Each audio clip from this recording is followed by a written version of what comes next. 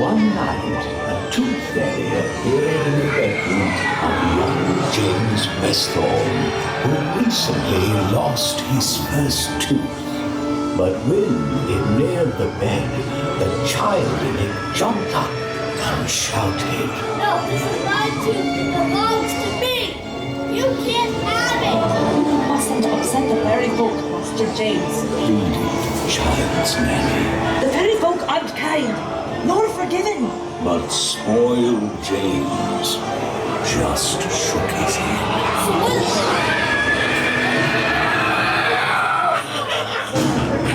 And as if to settle the argument on the bed, Nanny's descendants James would scream,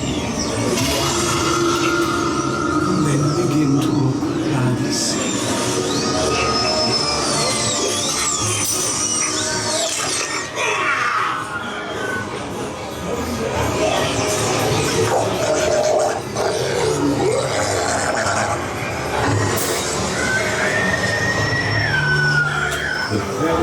Lord and Lady Westthorne were set upon next, their evening tea still warm.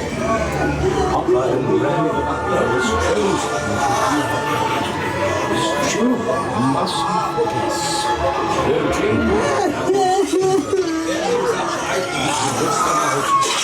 One completed set.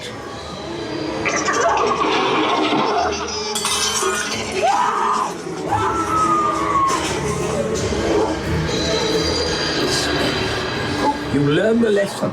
Every parent must know. Every time. We did not want the pain to now stop and cease. Sheets turned red. My Westthorne blood was all to James's fault. He cried. It was not one.